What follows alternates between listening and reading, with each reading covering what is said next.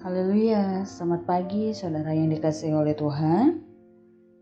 Selamat berjumpa kembali di doa pagi GPD Budi Mulia. Seperti biasa saudara, sebelum kita beraktivitas, kita akan bersaat teduh, kita akan berdoa dan mendengarkan renungan firman Tuhan. Mari kita berdoa untuk menyambut renungan firman Tuhan pada saat pagi hari ini. Bapa yang baik, terima kasih, kami mengucap syukur buat kebaikan Tuhan yang kami boleh rasakan sampai hari ini. Kami juga bersyukur karena Tuhan sudah memberkati kami dalam peristirahatan kami. Kami boleh bangun pagi hari ini dengan tubuh yang sehat. Bapa, kami mau mendengarkan firman-Mu, jamah setiap hati kami, seluruh hidup kami, agar firman-Mu terus yang akan bekerja lebih luar biasa dalam hidup kami. Ubah seluruh hidup kami dan bawa kami untuk semakin lebih mengenal Engkau lewat pemberitaan firman Tuhan pada saat pagi hari ini. Terima kasih Tuhan Yesus. Kami mengucap syukur hanya di dalam nama Tuhan Yesus kami berdoa. Haleluya. Amin. Saudaraku yang kasih oleh Tuhan, firman Tuhan pagi ini di dalam Kisah Para Rasul pasal yang ke-27 ayat yang ke-22. Demikian firman Tuhan. Tetapi sekarang juga dalam kesukaran ini aku menasihatkan kamu supaya kamu tetap bertabah hati, sebab tidak seorang pun di antara kamu yang akan binasa kecuali kapal ini. Saudara yang dikasihi oleh Tuhan, dalam kitab Kisah Para Rasul pasal 27 ini, Dr. Lukas menulis tentang perjalanan Rasul Paulus berlayar menuju Roma untuk naik banding atas perkaranya. Nah, dalam perjalanan ini, kapal yang ditumpanginya menghadapi angin badai timur laut yang sangat dahsyat, saudara. Itu bisa dibaca di dalam Kisah Para Rasul pasal yang ke-27 ayat yang ke-14. Setelah 3 hari dilandai badai terus menerus, mereka mulai mengalami namanya putus asa. Jadi semua muatan dan peralatan kapal dibuang ke dalam laut. Selama beberapa hari mereka tidak melihat matahari maupun bintang-bintang, saudara. Angin badai yang dahsyat masih terus mengancam mereka sehingga mereka menjadi semakin putus asa. Nah, ketika orang-orang sudah sangat pesimis dan merasa sudah tidak memiliki harapan untuk selamat. Nah, kalau kita melihat saudara, Rasul Paulus yang kebetulan menjadi salah satu penumpang yang di kapal itu memiliki sikap hati yang berbeda. Nah, di tengah kepanikan yang hebat, Rasul Paulus mampu menguatkan orang banyak itu dengan berkata, "Tetapi sekarang juga dalam kesukaran ini, aku menasihatkan kamu supaya kamu tetap bertabah hati, sebab tidak seorang pun di antara kamu yang akan binasa, kecuali kapal ini." Saudara, kita melihat bahwa dengan penuh iman, Rasul Paulus berkata, tidak seorang pun di antara kamu akan kehilangan sehelai pun dari rambut kepalamu. Itu ayat yang ke-34b. Bisa dibaca di sana, saudara. Betapa Paulus yakin sekali akan pertolongan Tuhan. Walaupun keadaan pada saat itu sangat genting sekali, saudara. Sekian banyak yang ada di kapal itu, mereka sudah mulai putus harapan ya. Mereka pikir, tidak ada lagi kesempatan untuk hidup, karena memang keadaan pada waktu itu memang sudah sangat mengkhawatirkan. Saudara, sama seperti Rasul Paulus, nah kita semua juga mempunyai cita-cita. Kita mempunyai tujuan dalam hidup kita dan keluarga kita, saudara. Kita mempunyai target yang ingin kita capai. Tetapi tiba-tiba badai topan dahsyat datang seperti angin timur melanda hidup kita. Badai yang dimaksud adalah badai berupa sakit penyakit, kehilangan pekerjaan, kehilangan keluarga yang kita kasihi,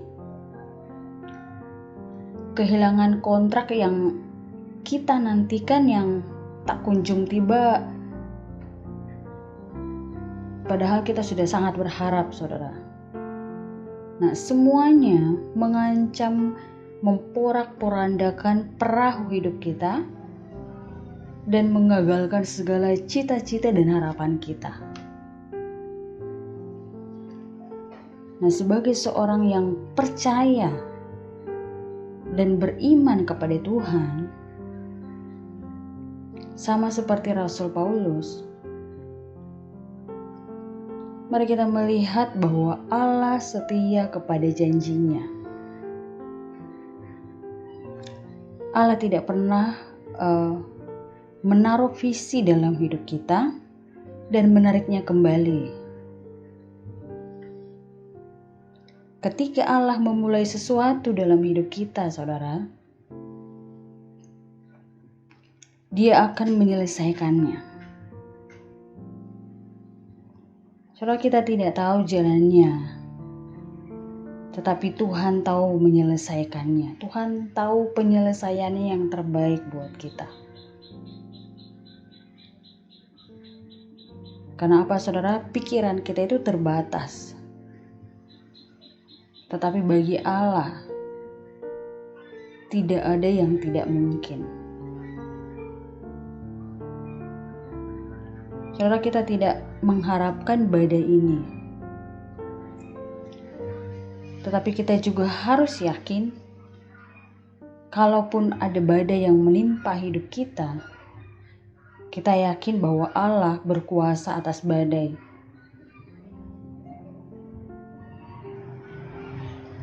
Nah, jadi saudara yang dikasihi oleh Tuhan, mari kita menyerahkan persoalan yang kita hadapi dengan tetap tabah dan bersandar kepada Tuhan. Mari kita menyerahkan kepada Tuhan apa yang tidak dapat kita lakukan dan tetap mengerjakan apa yang bisa kita laksanakan. Semuanya itu memungkinkan kita berhasil mencapai tujuan hidup kita, saudara. Percayalah bahwa Allah kita adalah Allah yang Maha Tahu dan Maha Kuasa. Dia tetap bekerja sampai hari ini, saudara.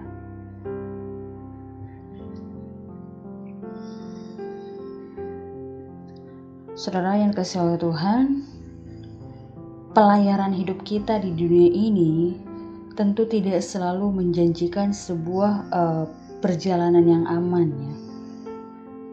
Terkadang Tuhan mengizinkan perjalanan kita itu kandas.